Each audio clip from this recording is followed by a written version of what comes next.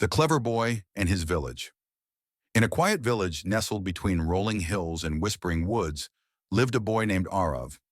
He was clever, so clever in fact that everyone in the village knew his name. But Arav didn't use his intelligence for good. Instead, he spent his days playing pranks, spreading rumors, and making fun of others. He thought it was harmless fun, and when someone got upset, he would shrug and say, "Can't you take a joke?"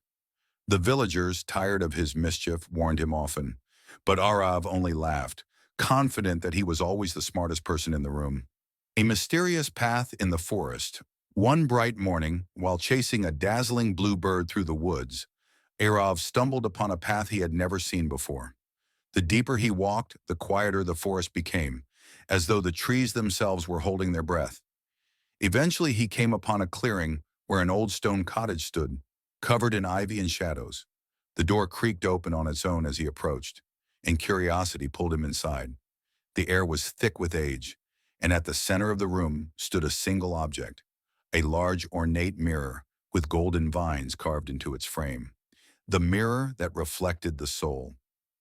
As Arav stepped closer, he noticed a faded parchment pinned to the mirror that read, "This mirror shows not what you are, but who you are. Look and learn." He scoffed at the words, thinking they were part of some old fairy tale. But when he looked into the mirror, his smirk vanished. Instead of his usual reflection, the mirror showed him sneering, laughing cruelly and pushing others aside. He saw scenes of himself mocking a girl who had dropped her books, ignoring an old man asking for help, and smiling as others cried. Arav backed away, heart pounding. "That's not me," he whispered. But the mirror showed no lies, only truth. The voice of the forest. Before he could flee, the cottage darkened, and a deep, echoing voice filled the room. "Your reflection is shaped by your actions. Change your heart, and your reflection will follow." Arav stood frozen, shame bubbling up inside him for the first time. His cleverness had made others miserable. The truth stung more than any punishment. He turned and ran, not stopping until he reached the edge of the village. That night his dreams were haunted by the images in the mirror, people's eyes filled with pain, and his own face twisted by cruelty.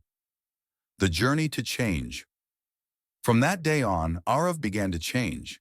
He started small, carrying water for his neighbors, helping the blacksmith repair his tools, and returning lost items without playing tricks. At first, people were skeptical, but over time, they saw the change was real. He listened more and spoke less. He used his wit to solve problems instead of creating them.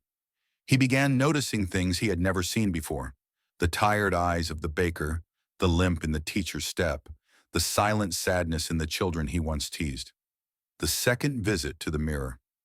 After a month of sincere change, Arav returned to the mysterious path in the forest. The same bird appeared to guide him, and the trees seemed less silent this time. When he stepped into the cottage, the mirror stood exactly as he had left it. Nervously, he walked up and gazed into the glass. This time, the reflection was different. It showed him smiling gently, sharing food with a hungry child, lifting a cart out of a muddy path, and comforting someone in tears. Below the reflection, new words had appeared on the mirror's frame. "The heart you build is the face the world remembers." The boy who grew into a wise man. From that day forward, Arav never forgot the lesson of the mirror. As he grew older, he became known not for his tricks, but for his wisdom, compassion, and integrity. The villagers came to him for advice, and the children listened to his stories, not because they were funny, but because they carried truth. He never told anyone where he had gone that day in the forest, but he made sure to teach others what he had learned, that true greatness lies not in being the smartest or the loudest, but in being kind, honest, and humble.